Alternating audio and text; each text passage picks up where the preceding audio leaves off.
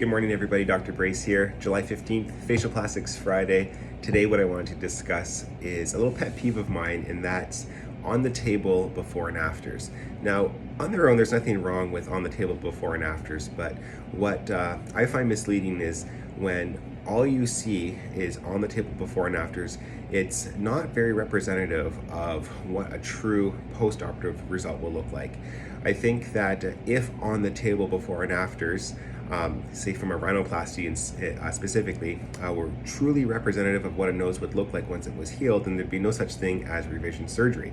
I don't know any surgeon who would go into the OR, perform a rhinoplasty, and have a sort of okay result, but then leave. So on the table, the nose always looks really good, but it's in the healing process that things are revealed, scar contracture happens, trauma happens to the nose, infection perhaps, where the result that was on the table does not equate the result that you see in real life 6 months, a year later. And so I'm going to show a little example here of the things that are deceptive on the table. And so for a rhinoplasty surgeon to get predictable results, you have to kind of anticipate where you're being deceived in the OR. And in my experience, what I find the two things that are most deceptive are the height of the bridge compared to the tip and the height of the tip.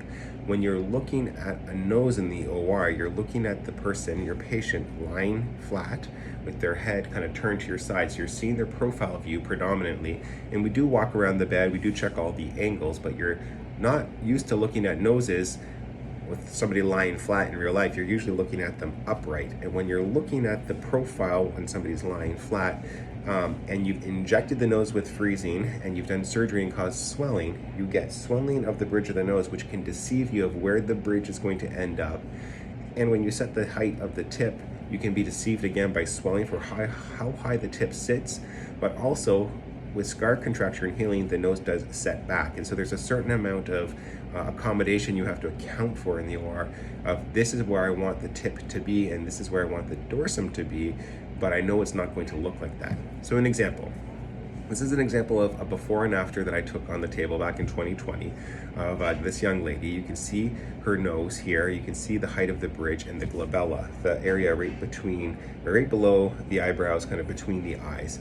When you do a rhinoplasty and inject this area and have it swollen, the glabella sits higher. So if you look at the before and after at that particular spot, you can see that her nose seems to almost start at her forehead. And that is one of the things that will absolutely change after surgery because that is all swelling.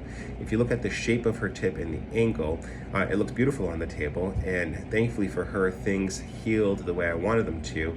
But the true after photo is shown here. So here's the on the table after, and then the in the office photo, and I flipped it sideways to be the same orientation of 1 year later of what the nose looks like.